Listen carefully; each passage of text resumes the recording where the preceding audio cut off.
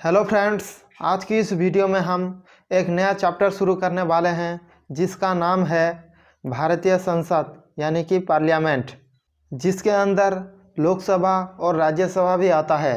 अर्थात इसके अंदर संसद, लोकसभा, राज्यसभा को हम डिटेल में देखेंगे और इसके जो भी इम्पोर्टेंट पॉइंट बनते हैं उन सभी को मैं कलेक्ट किया हूँ। तो इस चैप्टर से आपकी एक भी पॉइंट मिस नहीं होगा और एग्ज़ाम में क्वेश्चन फंसेगा ही फंसेगा। हम इस क्लास में पार्लियामेंट के बेसिक्स पार्ट को देखेंगे और अगले क्लास में पार्लियामेंट की प्रीवियस ईयर में पूछे गए एमसीक्यू को डिस्कस करने वाले हैं। तो चलिए आज की इस क्लास को स्टार्ट करते हैं। क्लास को स्टार्ट करने से पहले हम भारत के संसद भवन के बारे में जान लेते हैं और जो भी नया संसद भवन बनकर तैयार हुआ है उसके बारे में जान लेते हैं। तो भारत के संसद भवन कहाँ पर है? भारत के संसद भवन है दिल्ली में। कहाँ पर है? दिल्ली में है भारत के संसद भवन। तो अभी जो है ये नया संसद भवन बनकर तैयार हुआ है और पुराना संसद भवन जो कि ये है। ठीक है, तो जान लेते हैं दोनों के बारे में, उसमें क्या क्या इंपॉर्टेंट पॉइंट बनता है, क्योंकि एग्जाम में क्वेश्चन ये सब कुछ आया हुआ क्वेश्चन है एग्जाम में। ठीक है, तो चलते हैं देखते हैं। जो पुराना संसद भवन है उसका उद्घाटन कौन किया था? लॉर्ड इरविन ने किया था। पुराने संसद भवन का उद्घाटन लॉर्ड इरविन ने किया था। लॉर्ड इरविन, ये क्वेश्चन पूछा गया क्वेश्चन है। ठीक है, और उसका डिजाइन कौन किया था? एडविन लुटिन और हार्वर्ड बेकर। एडविन लुटिन और हार्वर्ड बेकर इसका डिजाइन किए थे। ठीक है, तो ये तो एसएससी में बहुत बार आया हुआ क्वेश्चन है। तो अब देख लेते हैं नए संसद भवन में, इसमें भी जो भी दिया हुआ है सब एग्जाम में पूछा गया क्वेश्चन है। ठीक है, तो एक भी पॉइंट को आप मिस मत कीजिएगा और वीडियो में आखिरी तक बने रहिएगा। इसका जो नया संसद भवन का जो आधारशिला कौन रखा था? ये प्रधानमंत्री नरेंद्र मोदी जी ने रखी थी। ठीक है, उसका डिजाइन कौन किया था? HCP यानी कि हसमुख सी पटेल ने उसका डिजाइन किया था। हसमुख सी पटेल ने उसका डिजाइन किया था। और उसका निर्माता कंपनी कौन है? टाटा प्रोजेक्ट लिमिटेड है उसका निर्माता कंपनी। ठीक है, और क्या आता है? ये मोस्ट इम्पोर्टेंट है। जो नया संसद भवन का जो आकार है वो किस प्रकार के आकार का है? वो है त्रिभुजाकार यानी कि ट्रायंगल शेप का है। ठीक है, नेक्स्ट आता है उसमें राज्यसभा में कितने सीटें हैं बैठने के लिए? तो उसमें है 386 सीट है बैठने के लिए। और लोकसभा में वो 888 सीट है बैठने के लिए। कितना है? 888 सीट। और उसमें मंजिल कितना है? 4 मंजिल है, उसमें 4 मंजिला है नया संसद भवन का। ठीक है, नेक्स्ट चलते हैं, नेक्स्ट देखते हैं। नेक्स्ट क्या है? जो पार्लियामेंट ऑफ इंडिया यानी कि संसद है वो किस किस से मिलकर बना हुआ है? वो 3 चीज़ों से मिलकर बना हुआ है। वो कौन कौन सी है? एक है लोकसभा और राज्यसभा और राष्ट्रपति। ये तीनों को मिलकर ही पार्लियामेंट ऑफ इंडिया गठित है यानी कि संसद ये तीनों को लेकर गठित है। इन तीनों में से कोई एक भी नहीं होगा तो संसदीय कार्य पूरा नहीं हो पाएगा। ठीक है, तो कोई भी बिल अधिनियम नहीं बन पाएगा। ये तीनों में से कोई भी एक अगर नहीं होगा तो कोई भी बिल नियम नहीं बन पाएगा। जितने भी भारत में नियम बनते हैं, कानून बनते हैं, ये संसद से ही बनाए जाते हैं। ठीक है, पार्लियामेंट से ही बनते हैं। तो चलते हैं नेक्स्ट क्या कहता है देख लेते हैं। यहाँ से हमारा टॉपिक शुरू होता है भारतीय संसद। अनुच्छेद 79 में संसद का गठन के बारे में कहा गया है।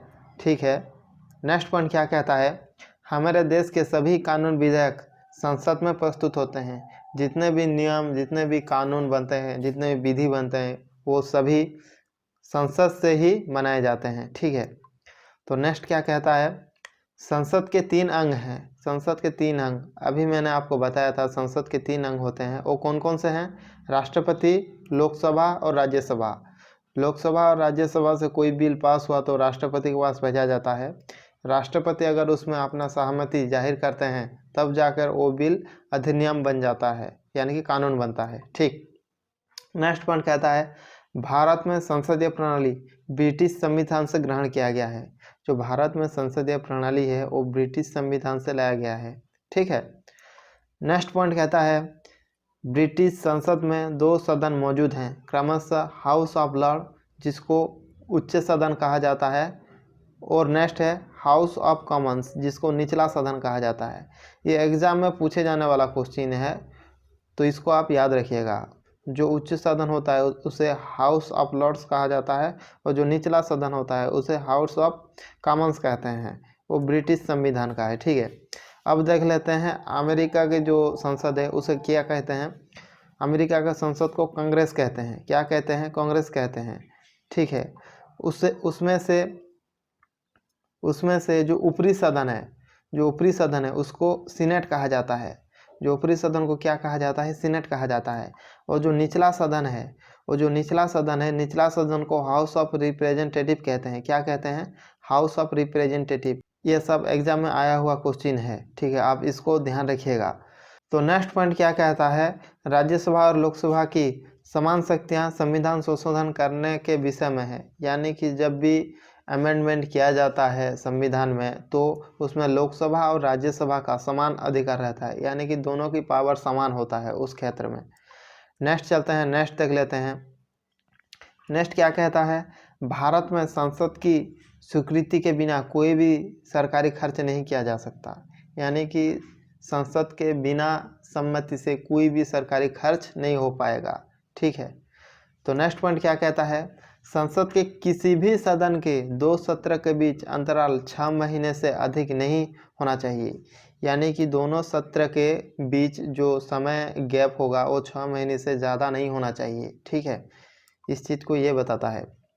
एक वर्ष में कम से कम 2 बार सत्र होना चाहिए, मतलब एक वर्ष में कम से कम 2 बार सत्र होना चाहिए। तो नेक्स्ट पॉइंट क्या कहता है? आमतौर पर संसद के 3 सत्र एक वर्ष में आयोजित किए जाते हैं। जनरली जो संसद के 3 सत्र एक वर्ष में किए जाते हैं।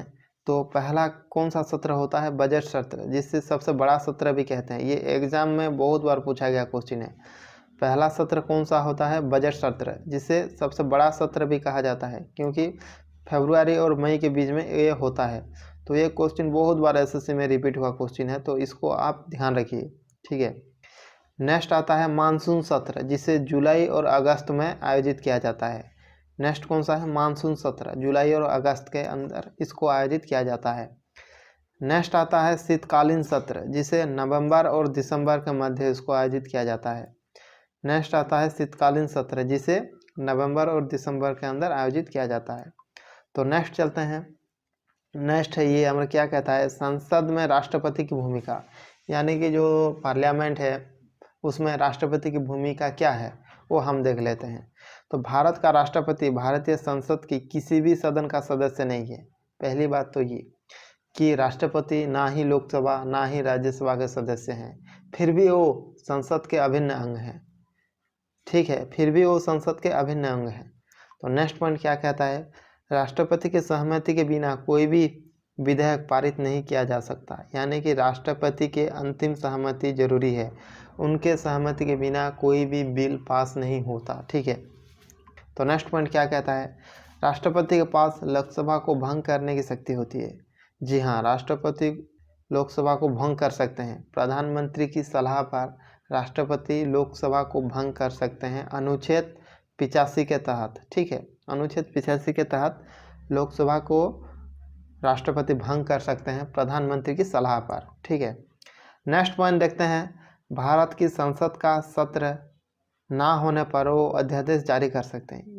अगर सत्र नहीं बैठाया गया है तो भारत के राष्ट्रपति अध्यादेश जारी करके सत्र बैठा सकते हैं, ठीक है। नेक्स्ट पॉइंट, राष्ट्रपति भारत की संसद के दोनों सदनों को संबोधित, समन्वय और सत्रावसान कर सकते हैं। यानी कि ये तीनों काम वो राष्ट्रपति के द्वारा की जाती है। तो नेक्स्ट चलते हैं। नेक्स्ट आता है लोकसभा, जो कि मोस्ट इम्पोर्टेंट है, ठीक है।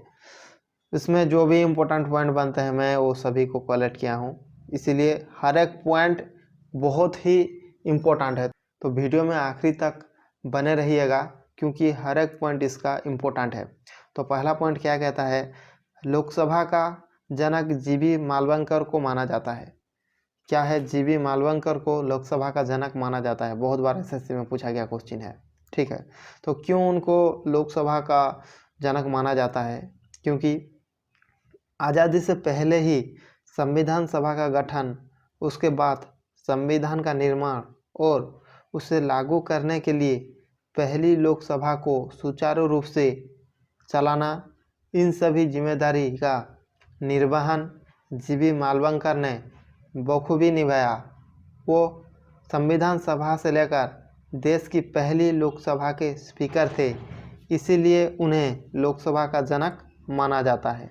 ठीक है, तो नेक्स्ट पॉइंट क्या कहता है देख लेते हैं।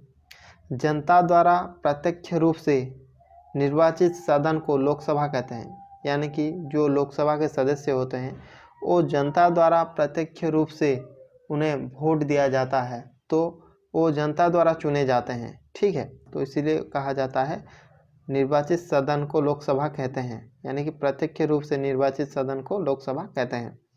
तो नेक्स्ट पॉइंट क्या कहता है, भारत में लोकसभा भारतीय जनता का प्रतिनिधित्व करती है। मैं वही चीज़ अभी बताया कि जो लोकसभा का सदस्य होते हैं वो जनता द्वारा चुने जाते हैं।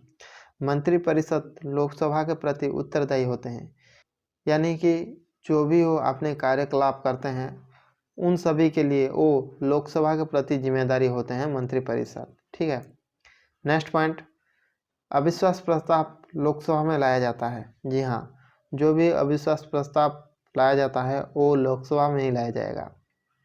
कौन लाता है ये अविश्वास प्रस्ताव? विरोधी दल उसका अविश्वास प्रस्ताव लाते हैं। और विश्वास प्रस्ताव कौन लाता है? जो कि सरकार होता है मंत्रिपरिषद, उसका विश्वास प्रस्ताव लाते हैं। और अविश्वास प्रस्ताव विरोधी पार्टी उसका अविश्वास प्रस्ताव लाते हैं। ठीक है, और नेक्स्ट क्या कहता है, वित्त विधेयक को केवल लोकसभा में ही पारित किया जाता है। वित्त विधेयक जो कि होता है मोनी बिल, वो लोकसभा में ही पारित किया जाता है, उसको राज्यसभा में पारित नहीं किया जाता। ठीक है, बजट लोकसभा द्वारा पारित किया जाता है। जी हाँ, जो बजट होता है उसको लोकसभा में ही पारित करते हैं। ठीक है, और एक पॉइंट आप याद रखो, जो मनी बिल होता है वो मनी बिल है या नहीं, वित्त विधेयक है या नहीं, उसको कौन डिसाइड करता है? वो डिसाइड करता है लोकसभा के स्पीकर, यानी कि अध्यक्ष। लोकसभा के अध्यक्ष डिसाइड करेंगे कि कौन सा मनी बिल है या नहीं। ठीक है, नेक्स्ट पॉइंट क्या है ये देख लेते हैं। मोस्ट इम्पोर्टेंट है, बहुत बार एग्जाम में आया हुआ क्वेश्चन है, सबसे एग्जाम में आया हुआ क्वेश्चन है, सब हर एक जितने भी मैं नाम दिया हूँ सबसे एग्जाम में आया हुआ ये क्वेश्चन है। ये भारतीय संसद का निम्न सदन है। लोकसभा को निम्न सदन कहा जाता है, अस्थायी सदन भी कहा जाता है और प्रतिनिधि सभा भी कहा जाता है, हाउस ऑफ पीपुल भी उसे कहा जाता है। तो इतने सारे नाम हैं, हर एक नाम याद होना चाहिए, हर एक से क्वेश्चन आता है भाई। ठीक है, निम्न सदन कहा जाता है। अस्थायी सदन इसलिए कहा जाता है कि वो 5 वर्ष के बाद भंग हो जाता है। ठीक है, इसलिए उसे अस्थायी सदन कहा जाता है। प्रतिनिधि सभा उसे कहा जाता है, हाउस ऑफ पीपुल भी उसे कहा जाता है। तो नेक्स्ट चलते हैं। नेक्स्ट पॉइंट क्या कहता है? नेक्स्ट पॉइंट कह रहा है आमतौर पर भारत के प्रधानमंत्री ही लोकसभा के सदन के नेता होते हैं। जो भी पार्टी बहुमत हासिल किया होता है उनका लीडर को ही प्रधानमंत्री के रूप में चुना जाता है, इसलिए उन्हें सदन का नेता भी कहा जाता है। लोकसभा के लिए प्रथम आम चुनाव 1952 में हुआ था। बहुत बार एग्जाम में आया हुआ क्वेश्चन है। 1952 में क्या हुआ था? प्रथम आम चुनाव हुआ था लोकसभा का। ठीक है, नेक्स्ट देखते हैं लोकसभा की गठन। लोकसभा की गठन अनुच्छेद 81 में आता है। तो मैं आपको एक ट्रिक याद कराता हूँ, जो कि संसद का, लोकसभा का और राज्यसभा का। ये ट्रिक क्या है? सारला, सा र और ला, सारला। तो सारला से क्या है? सारला से संसद, जिसका गठन 79 में दिया गया है, अनुच्छेद 79 में उसका गठन दिया गया है। र में क्या है? र में राज्यसभा है, जिसका गठन 80 में दिया गया है। ठीक है, जिसका गठन 80 में दिया गया है। और ल में लोकसभा है, जिसका गठन 81 में दिया गया है, अनुच्छेद 81 में दिया गया है जिसका गठन। ठीक है, तो संसद का गठन 79 में दिया गया है, राज्यसभा का गठन 80 में दिया गया है और लोकसभा का गठन 81 में दिया गया है, अनुच्छेद 81 में दिया गया है। तो इस चीज़ को आप याद रखिए। ठीक है, तो उसमें लोकसभा के गठन में क्या क्या आता है हम देख लेते हैं। पहला अनुच्छेद कहता है लोकसभा के गठन, जो कि मैं अभी बताया, ठीक है। नेक्स्ट पॉइंट देखते हैं। लोकसभा और राज्यसभा में जनसंख्या के आधार पर सीटें आवंटित की गई है। प्रत्येक राज्य में से कितने प्रतिनिधि जाएंगे, प्रत्येक केंद्र शासित प्रदेश में से कितने प्रतिनिधि जाएंगे, वो सब जनता के ऊपर डिपेंड करता है, ठीक है। तो नेक्स्ट पॉइंट क्या कहता है, लोकसभा में प्रत्येक राज्य के लिए सीटें का आवंटन वर्ष 1971 की जनगणना पर आधारित है। यानी कि 1971 के जनगणना पर जो सीटें आवंटित की गई है वो अभी तक लागू हुई है। यानी कि वर्ष 1971 में जो जनगणना की गई थी लॉर्ड मायो के समय में, तो उसके आधार पर ही लोकसभा के सीटें आवंटित की गई है। तो नेक्स्ट पॉइंट क्या कहता है, 1971 की जनगणना पर आधारित लोकसभा में सीटों का आवंटन वर्ष 2026 तक यथावत रहेगा। यानी कि जब लॉर्ड मायो के समय में जनगणना हुआ था 1971 में, तो उसके हिसाब से जितने भी सीटें आवंटित की गई थी वो सीटें 2026 तक यथावत रहेगा, ठीक है। तो ये पॉइंट ये कहता है। तो नेक्स्ट पॉइंट क्या कहता है, लोकसभा के सदस्य का निर्वाचन जनता द्वारा प्रत्यक्ष तरीके से होता है। मैं ये पॉइंट अभी मैंने आपको बताया था कि डायरेक्ट जो जनता है वो लोकसभा के सदस्य को चुनते हैं, ठीक है। नेक्स्ट पॉइंट चलते हैं। नेक्स्ट पॉइंट क्या कहता है भाई, लोकसभा और राज्यसभा में गणपूर्ति कोरम संख्या कुल सदस्य संख्या का 1/10 है। यानी कि लोकसभा में जितने भी सदस्य होंगे उसमें से 1/10 अगर उपस्थित होंगे तो बैठक बैठ सकेगा, ठीक है, नहीं तो नहीं बैठेगा, वो कैंसिल हो जाएगा, ठीक है। तो इसे कहते हैं गणपूर्ति यानी कि कोरम। मतलब एक बैठक या एक सत्र बुलाने के लिए जितने भी सदस्य जरूरी होता है उसको ही गणपूर्ति यानी कि कोरम कहते हैं। तो नेक्स्ट पॉइंट चलते हैं। भारत के लोकसभा अध्यक्ष इंग्लैंड के हाउस ऑफ कॉमन के अध्यक्ष की तरह होता है, ठीक है। तो नेक्स्ट पॉइंट क्या कहता है, उत्तर प्रदेश 80 सदस्य राज्य में सबसे अधिक लोकसभा सीटें हैं। यानी कि उत्तर प्रदेश से सबसे ज़्यादा सीटें दी गई है लोकसभा में। तो नेक्स्ट कहता है लोकसभा में अधिकतम सदस्यों की संख्या के हिसाब से दूसरे स्थान में महाराष्ट्र आता है। नेक्स्ट कहते हैं लोकसभा में दिल्ली संघ शासित क्षेत्र से सर्वाधिक प्रतिनिधि निर्वाचित होकर आते हैं। यानी कि कितने प्रतिनिधि, 7 प्रतिनिधि लोकसभा से निर्वाचित होकर आते हैं। नेक्स्ट पॉइंट क्या कहता है, मध्य प्रदेश राज्य लोकसभा में अनुसूचित जनजाति के सर्वाधिक प्रतिनिधि निर्वाचित करता है। यानी कि अनुसूचित जनजाति से ज़्यादा सीटें कहाँ दी गई है, मध्य प्रदेश में दी गई है। तो नेक्स्ट कहता है शून्यकाल, ये मोस्ट इम्पोर्टेंट है। शून्यकाल ये हर एक एग्जाम में आता है भाई, शून्यकाल, ठीक है। शून्यकाल क्या होता है, संसद में प्रश्नकाल और कार्यसूची के मध्य का समय शून्यकाल कहता है। यानी कि प्रश्नकाल और कार्यसूची के मध्य के जो बीच का काल होता है उसको ही कहते हैं शून्यकाल।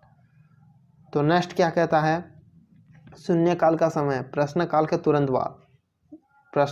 तुरंत बाद आता है शून्यकाल, ठीक है। तो इसमें क्या कहता है, जो प्रश्नकाल का तुरंत बाद अर्थात दोपहर 12 बजे से 1 बजे तक होता है। यानी कि जो शून्यकाल होता है 12 बजे से 1 बजे के अंदर होता है, इसे कहा जाता है शून्यकाल, ठीक है। ये मोस्ट इम्पोर्टेंट है, ये 2 पॉइंट आप याद रखिए, बार बार एग्जाम में आता है। तो नेक्स्ट कहते हैं शून्यकाल अति महत्वपूर्ण मामले राष्ट्रीय मुद्दे पर विचार होता है। यानी कि जो भी इम्पोर्टेंट जो मुद्दा होगा उसमें डिस्कस किया जाएगा, जो कि राष्ट्रीय मुद्दे होगा उसमें उसको डिस्कशन किया जाएगा। भारत के राष्ट्रपति प्रधानमंत्री की सलाह पर लोकसभा को भंग करते हैं। लोकसभा को कौन भंग करता है, राष्ट्रपति भंग करता है। किसके सलाह पर, प्रधानमंत्री के सलाह पर। मोस्ट इम्पोर्टेंट है, याद रखिए। नेक्स्ट चलते हैं, लोकसभा के सदस्य की संख्या के बारे में हम थोड़ा सा जान लेते हैं। तो लोकसभा में कितने सीटें हैं, 552 अधिकतम सदस्य हैं।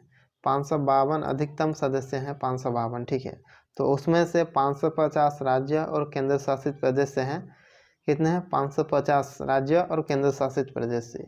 दो आता है एंग्लो भारतीय, जो कि अभी नहीं है, उसको नेक्स्ट स्लाइड में हम डिस्कस करेंगे। उसमें से 530 राज्य से आते हैं और 20 केंद्र शासित प्रदेश से, 530 राज्य से और 20 केंद्र शासित प्रदेश से। तो नेक्स्ट देखते हैं, नेक्स्ट क्या कहता है। नेक्स्ट कह रहा है राष्ट्रपति एंग्लो इंडियन समुदाय के 2 प्रतिनिधियों को लोकसभा में मनोनीत करता है अनुच्छेद 331 के तहत। ये एग्जाम में बार बार पूछा गया क्वेश्चन है, किस अनुच्छेद के तहत राष्ट्रपति 2 एंग्लो इंडियन को मनोनीत करते हैं। तो अनुच्छेद 331 के तहत, ठीक है। तो इसमें कहा गया है जो भारत के राष्ट्रपति हैं वो 2 एंग्लो इंडियन को वो लोकसभा में मनोनीत करते हैं। तो नेक्स्ट पॉइंट क्या कहता है, संविधान संशोधन 104 के अंतर्गत, मोस्ट इम्पोर्टेंट है भाई, याद रखिए, संविधान संशोधन 104 के अंतर्गत एंग्लो इंडिया का आरक्षण अब ख़त्म कर दिया गया। तो एंग्लो इंडिया का जो आरक्षण था वो ख़त्म कर दिया गया है संविधान संशोधन 104 के तहत, ठीक है।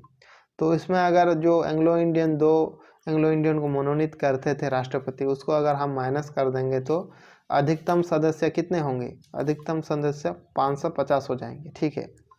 और 550 राज्यों और केंद्र शासित प्रदेश में से आते हैं और 2 को तो ख़त्म कर दिया गया, ठीक है। तो नेक्स्ट अब देखते हैं कि उनका जो वर्तमान में लोकसभा में सदस्य की संख्या कितनी है। 545 है वर्तमान में सदस्य की संख्या। उसमें से अगर 2 एंग्लो इंडियन को अगर हम माइनस कर देंगे तो 543 बचते हैं। कितने बचते हैं, 543। उसमें से 530 राज्यों से आते हैं और 13 केंद्र शासित प्रदेश से। लेकिन अब जम्मू कश्मीर को राज्य का दर्जा से हटाकर उसे केंद्र शासित प्रदेश में घोषित कर दिया गया। तो उसमें से 2 केंद्र शासित बने, एक बने जम्मू और एक बने लद्दाख। तो जम्मू कश्मीर जब राज्य था उसमें से कितना सीटें थे, 6 सीटें थे। तो उसमें से 6 सीटें को केंद्र शासित प्रदेश में उसको मिला दिया जाएगा। तो क्या होगा, 530 माइनस हो जाएगा राज्य से, उसका जो 6 सीटें थे वो माइनस हो जाएगा और वो यहाँ पे ऐड हो जाएगा +6 केंद्र शासित प्रदेश में। तो इसमें से जब माइनस करेंगे तो 530 में से 6 अगर माइनस हो जाएगा जम्मू कश्मीर का जो 6 सीटें हैं तो 524 बचेगा और ये 6 आकर इधर ऐड हो जाएगा क्योंकि वो अब केंद्र शासित प्रदेश बन चुके हैं जम्मू और लद्दाख। तो उसमें से 6 अगर ऐड कर देंगे तो पहले कितना था, 13 था, और 6 अगर ऐड कर देंगे तो 19 हो जाएगा। तो ये है मामला, तो इस चीज़ को आप याद रखिए। तो नेक्स्ट चलते हैं। नेक्स्ट क्या कहता है, लोकसभा का अध्यक्ष, जो कि मोस्ट इम्पोर्टेंट है, ठीक है। लोकसभा के अध्यक्ष के बारे में जान लेते हैं। तो पहला पॉइंट क्या कहता है, लोकसभा में अध्यक्ष एवं उपाध्यक्ष के चुनाव लोकसभा के सदस्य करते हैं। यानी कि लोकसभा के जो सदस्य होते हैं उसमें से एक लोकसभा अध्यक्ष चुनेंगे और एक उपाध्यक्ष को चुनेंगे। नेक्स्ट पॉइंट क्या कहता है, लोकसभा में किसी विधेयक को धन विधेयक के रूप में लोकसभा अध्यक्ष प्रमाणित करते हैं। यानी कि कोई विधेयक वो मनी बिल है या नहीं, वो कौन डिसाइड करेगा भाई, वो डिसाइड करेंगे लोकसभा के अध्यक्ष यानी कि स्पीकर। अस्थायी लोकसभा अध्यक्ष को प्रोटेम स्पीकर कहते हैं। तो एक अस्थायी लोकसभा अध्यक्ष होता है लोकसभा में जिसको प्रोटेम स्पीकर कहते हैं। तो प्रोटेम स्पीकर को राष्ट्रपति ही नियुक्त करते हैं। प्रोटेम स्पीकर को कौन नियुक्त करता है, राष्ट्रपति ही नियुक्त करते हैं। प्रोटेम स्पीकर का काम लोकसभा के नए सदस्यों को शपथ दिलाना है। प्रोटेम स्पीकर का काम क्या होता है, प्रोटेम स्पीकर का काम क्या होता है, लोकसभा के जो सदस्य होते हैं उनको शपथ दिलाते हैं प्रोटेम स्पीकर। मोस्ट इम्पोर्टेंट है, ये आप याद रखिए। नेक्स्ट आता है, लोकसभा का अध्यक्ष ही राष्ट्रपति द्वारा बुलाए गए संयुक्त सत्र की अध्यक्षता करते हैं। यानी कि जब भी लोकसभा और राज्यसभा में कोई बिल को लेकर विवाद होता है तो संयुक्त सत्र बुलाया जाता है।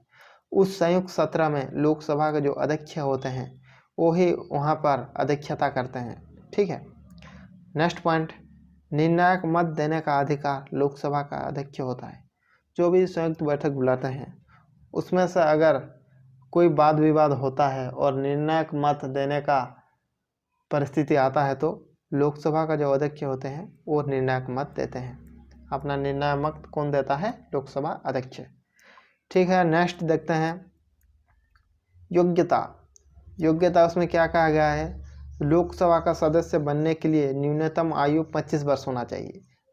और क्या क्या होता है, वो भारत का नागरिक होना चाहिए, वो किसी लाभ के पद पर नहीं होना चाहिए। ये सब इतना इम्पोर्टेंट नहीं है, जो इम्पोर्टेंट पॉइंट है मैं उसको लिख दिया हूँ, ठीक है। एग्जाम पॉइंट ऑफ व्यू से जो इम्पोर्टेंट है मैं उसको लिखा हूँ। तो नेक्स्ट क्या कहता है, लोकसभा की कार्यकाल, यानी कि वो कार्यकाल के बारे में जो भी इम्पोर्टेंट पॉइंट है उसको हम देख लेते हैं। लोकसभा का सामान्य कार्यकाल 5 वर्ष का होता है, यानी कि लोकसभा 5 वर्ष बाद भंग हो जाता है। प्रधानमंत्री की सलाह पर राष्ट्रपति लोकसभा को भंग करते हैं 5 वर्ष बाद, ठीक है। नेक्स्ट, लोकसभा के बैठक की अंतिम तिथि तथा दूसरे बैठक की प्रथम तिथि के बीच 6 माह से अधिक अंतराल नहीं होना चाहिए, यानी कि 2 बैठक के बीच 6 माह से अधिक अंतराल नहीं होना चाहिए, ठीक है।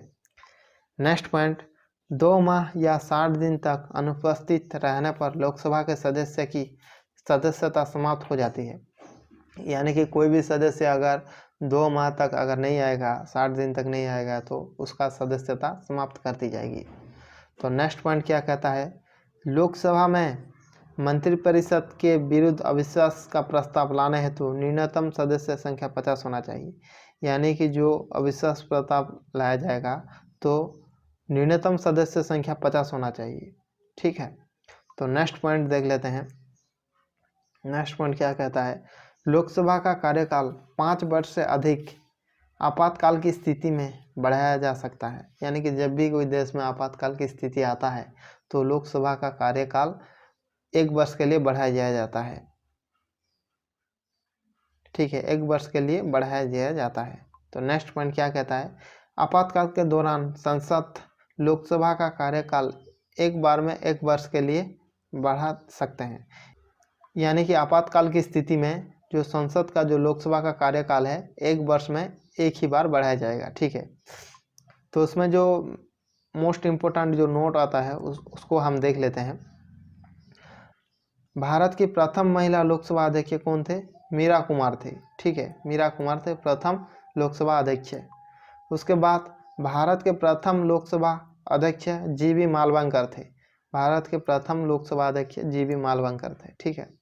लोकसभा अध्यक्ष बलराम जाखड़ का कार्यकाल सबसे लंबा रहा, बलराम जाखड़ का कार्यकाल सबसे लंबा रहा, ठीक है। नेक्स्ट आता है, विश्वनाथ प्रताप सिंह पहले प्रधानमंत्री थे जो विश्वास मत हासिल नहीं कर पाए थे, यानी कि वो विश्वास मत खो दिए थे, ठीक है। वर्ष 1976 में लोकसभा का कार्यकाल एक एक करके 2 बार बढ़ाया गया था, ठीक है। वर्ष 1976 में लोकसभा का कार्यकाल हालांकि 1 वर्ष के लिए बढ़ाया जाता है, लेकिन 1976 में 2 बार बढ़ाया गया था, ठीक है। नेक्स्ट देख लेते हैं, नेक्स्ट क्या आता है।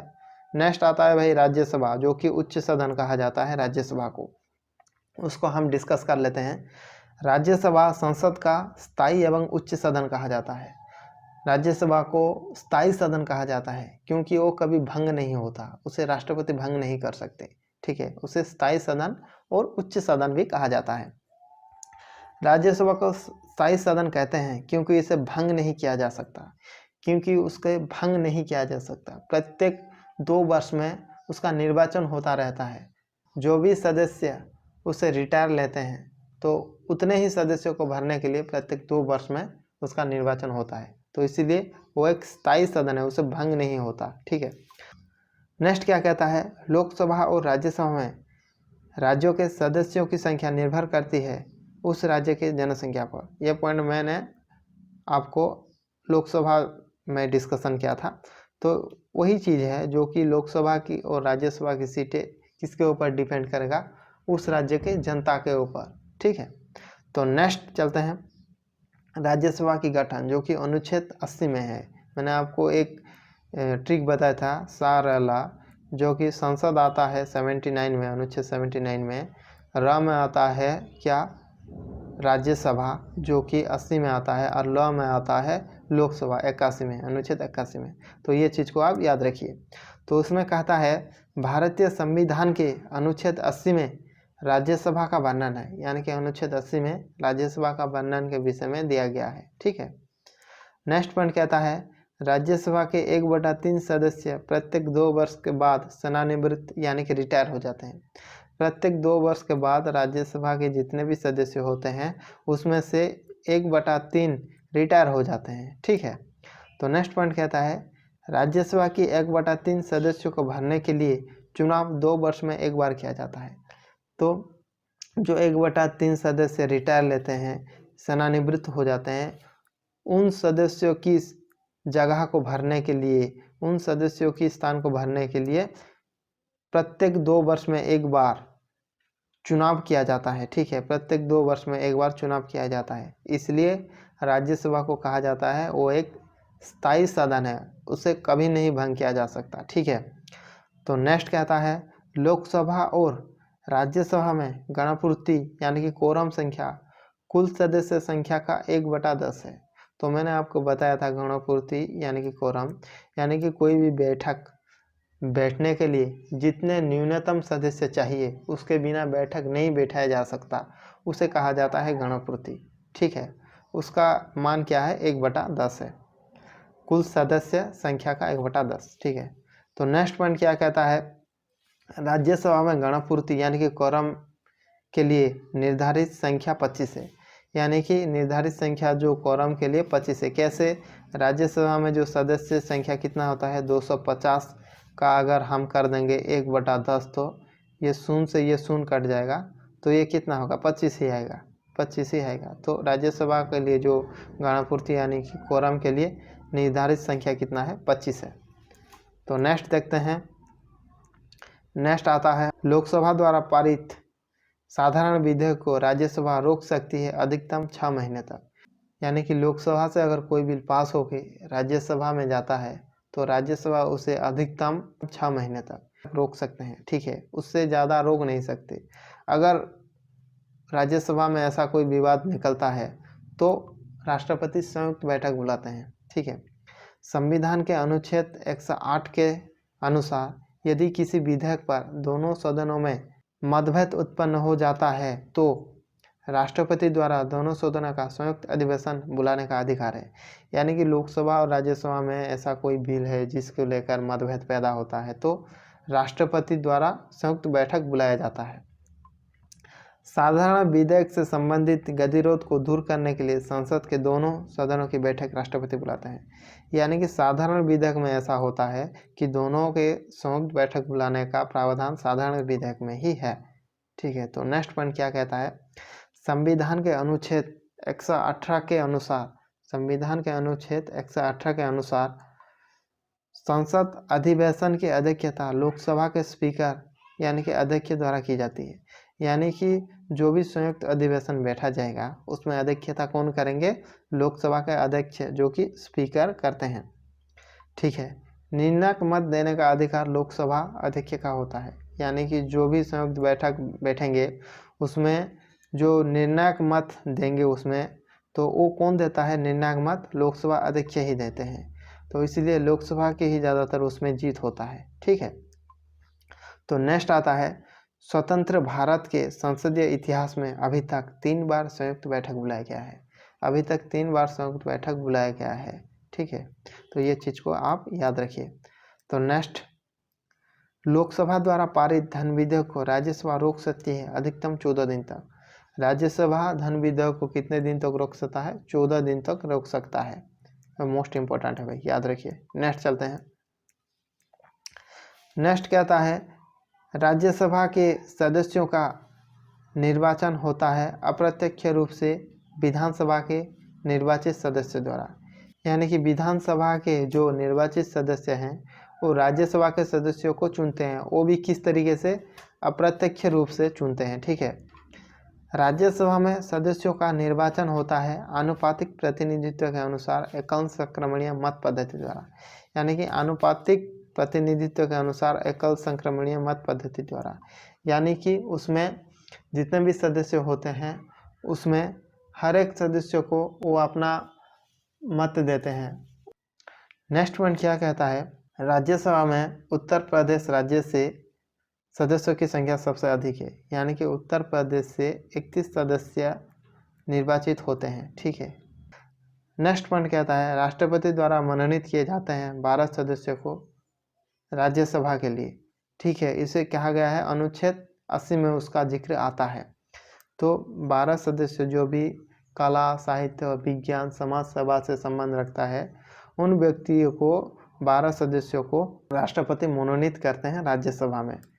तो नेक्स्ट क्या कहता है, राष्ट्रपति द्वारा राज्यसभा के सदस्यों के मनोनीत का नियम आयरलैंड के संविधान से लिया गया है। यानी कि जो 12 सदस्यों को मनोनीत करते हैं उसका नियम आयरलैंड के संविधान से लिया गया है। ये चीज़ को आप याद रखिए, मोस्ट इम्पोर्टेंट है। संविधान का अनुच्छेद 312 राज्यसभा को अखिल भारतीय सभाएं यानी कि IAS, IPS, IFS का गठन करने का अधिकार प्रदान करता है। यानी कि अनुच्छेद जो 312 है वो राज्यसभा अखिल भारतीय सभा का गठन कर सकता है, जिसमें से कौन कौन आता है, इंडियन एडमिनिस्ट्रेटिव सर्विस, नेक्स्ट आता है इंडियन पुलिस सर्विस, और नेक्स्ट आता है इंडियन फॉरेस्ट सर्विस, ना कि इंडियन फॉरेन सर्विस। ठीक है, तो ये चीज़ को आप याद रखिए, मोस्ट इम्पोर्टेंट है भाई ये पॉइंट। तो नेक्स्ट देख लेते हैं राज्यसभा में सदस्य की संख्या, यानी कि राज्यसभा में जो भी सदस्य की संख्या है उनको हम देख लेते हैं। अधिकतम सदस्य कितना है राज्यसभा में, अधिकतम सदस्य 250 है। कितना है, 250 है। उसके बाद राज्यों और केंद्र शासित प्रदेश से कितने सदस्य निर्वाचित होते हैं, 238। राज्यों और केंद्र शासित प्रदेश से 238। ठीक है, और 12 राष्ट्रपति द्वारा मनोनीत किए जाते हैं। जो 12 सदस्य होते हैं वो राष्ट्रपति द्वारा मनोनीत किए जाते हैं। वो कौन से क्षेत्र से बिलोंग करेंगे, वो बिलोंग करेंगे कला, विज्ञान, साहित्य, समाज सेवा, उस क्षेत्र से बिलोंग किए हुए व्यक्ति को राष्ट्रपति मनोनीत करते हैं। चलते हैं नेक्स्ट, वर्तमान में राज्यसभा में सदस्य की संख्या को देख लेते हैं। वर्तमान सदस्य कितने हैं, 245 है वर्तमान सदस्य। ठीक है, उसमें से राज्यों और केंद्र शासित प्रदेश में से 233 हैं और राष्ट्रपति द्वारा मनोनीत किए जाते हैं 12 सदस्यों को। ठीक है, नेक्स्ट चलते हैं। नेक्स्ट क्या कहता है, नेक्स्ट कह रहा है लोकसभा अध्यक्ष के बारे में। राज्यसभा का सभापति यानी कि उपराष्ट्रपति लोकसभा एवं राज्यसभा के सदस्यों द्वारा संयुक्त रूप से चुने जाते हैं। जो भी राज्यसभा का सभापति होते हैं वो देश के उपराष्ट्रपति ही होते हैं। ठीक है, राज्यसभा का सभापति देश के उपराष्ट्रपति ही होते हैं।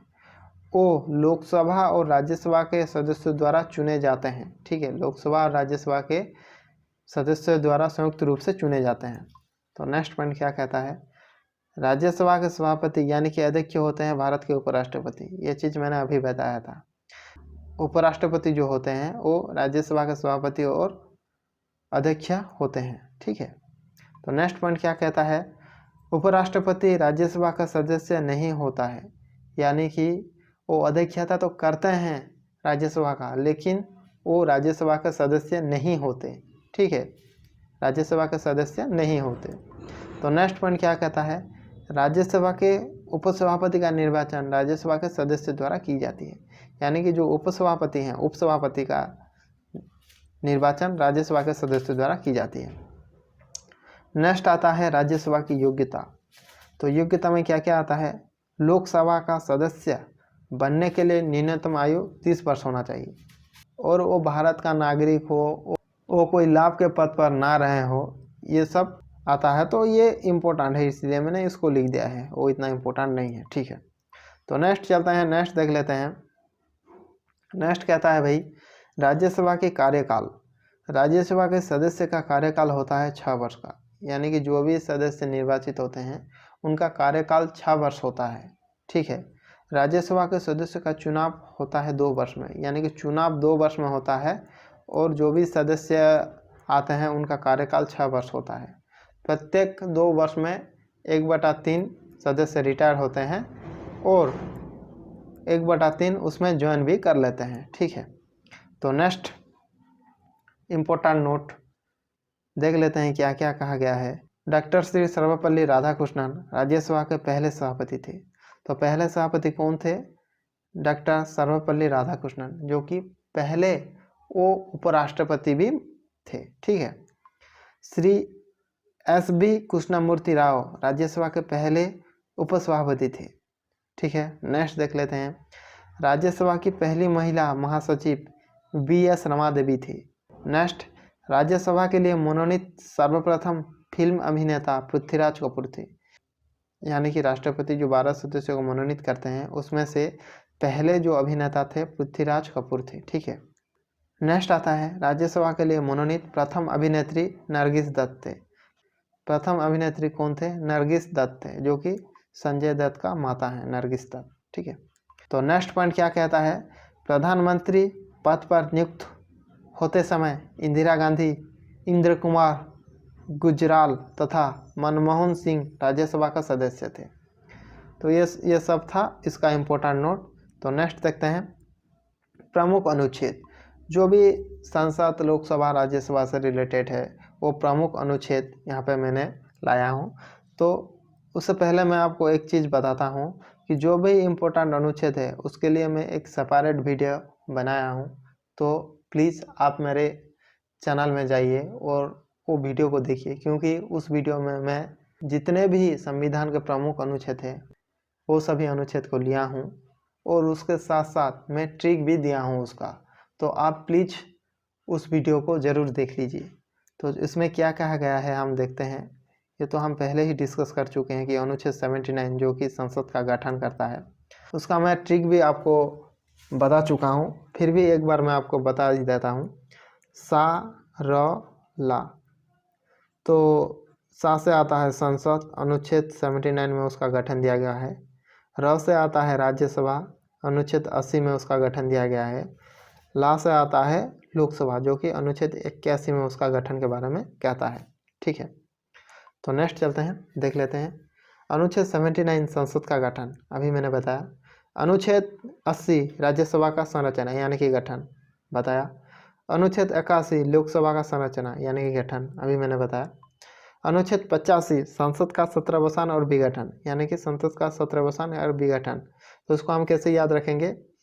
विघटन हो जाना, किसी का सत्रावसान हो जाना, यानी कि 85 अगर बुरी नज़र में अगर देख लेगा तो उसका विघटन हो जाएगा, उसका नाश हो जाएगा, उसका पतन हो जाएगा। ठीक है। अनुच्छेद 100 गणपूर्ति, उसको हम कैसे याद रखेंगे? 100% को हम क्या मानते हैं? कंप्लीट मानते हैं, पूर्ति मानते हैं, पूर्ण मानते हैं। तो इस तरीके से इसको गणपूर्ति को हम याद रख सकते हैं। अनुच्छेद 108 कुछ दशाओं में दोनों सदनों की संयुक्त बैठक यानी कि हम भगवान शिव भगवान से बेलपत्र 108 संयुक्त रूप से चढ़ाते हैं। तो इस तरह से आप इसको याद रख सकते हैं। तो नेक्स्ट आता है अनुच्छेद 110 धन विधेयक जो कि मनी बिल। तो इसको हम किस तरीके से याद रख सकते हैं? मनी बिल, जो कि मनी यानी कि एक हाथ में सिक्का दो, जीरो यानी कि सिक्का, एक हाथ में सिक्का दो। ठीक है, उसको इस तरीके से हम याद रख सकते हैं। तो नेक्स्ट आता है अनुच्छेद 112 यानी कि वार्षिक वित्तीय विवरण जो कि बजट से रिलेटेड है। तो इसको हम कैसे याद रखेंगे? बजट में क्या होता है भाई? खर्च के बारे में डिस्कस किया जाता है बजट में। तो उसको रिलेट करके हम इस अनुच्छेद को याद रखेंगे। किस तरीके से? एक को खर्च दो, एक को क्या दो भाई? खर्च दो।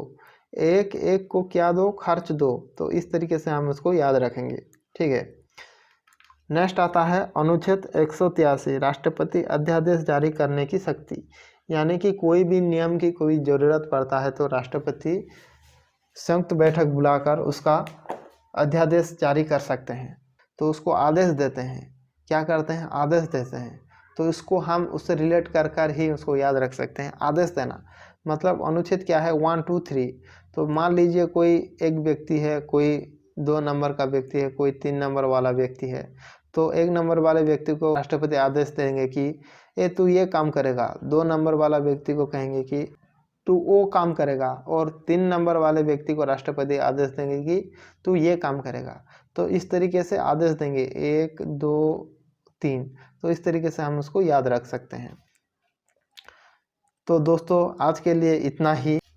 इसका जो नेक्स्ट पार्ट बनने वाला है वो उससे रिलेटेड जो भी प्रीवियस ईयर में आया हुआ क्वेश्चन है उसको हम डिस्कस करेंगे। तो इसके नेक्स्ट पार्ट को भी जाकर आप देखिएगा, क्योंकि उसमें मैं प्रीवियस ईयर में आया हुआ जो भी इम्पोर्टेंट क्वेश्चन है उसको मैं कलेक्ट करके लिया हूँ।